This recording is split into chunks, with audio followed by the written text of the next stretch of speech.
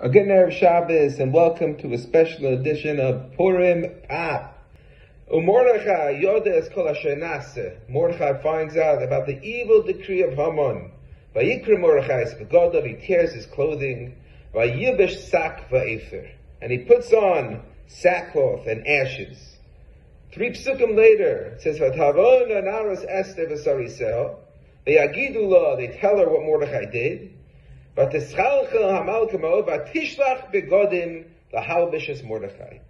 sends princely, nice begodim to put on to Mordechai. But Mordechai refuses them and he stays in his sackcloth. What's going on here? What, Esther didn't realize that the reason why Mordechai was doing this was by choice? She thought he happened to have slipped in some dirt and got some ash on himself and ruined his clothing, and all of a sudden he's wearing sackcloth? What's the argument here? What are they arguing about? So the Tiferes Shlomo says that they're arguing how to accomplish uprooting a bad gezerah. Mordechai puts on sackcloth with ashes, and he says this is the way to get our tefillas through. Esther says no, it has to come through simcha. It has to come through upholding yourself. It has to come through the simcha of a mitzvah. And where do you see that Esther was right?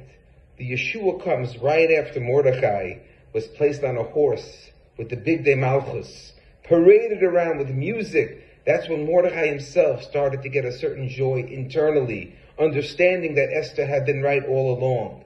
That when we get involved in the simcha of a mitzvah, and the simcha of Purim, that's when the salvation came. Right after that, Haman, the garbage on his head, swept off to the party again. Then Esther points to him, he's hung, everything happens right after Mordechai Yotza, Lifnei HaMelech, the Levush Malchus, and Levush Malchus. We're coming to a very strange Purim. There's a lot going on in the world in Eretz Yisrael, and our hearts and our minds are certainly in Eretz Yisrael. But the Ikar of Purim is getting involved in the simcha and the mitzvos of the day. It's not a celebration of holiness, of just drinking for the sake of drinking and partying for the sake of partying.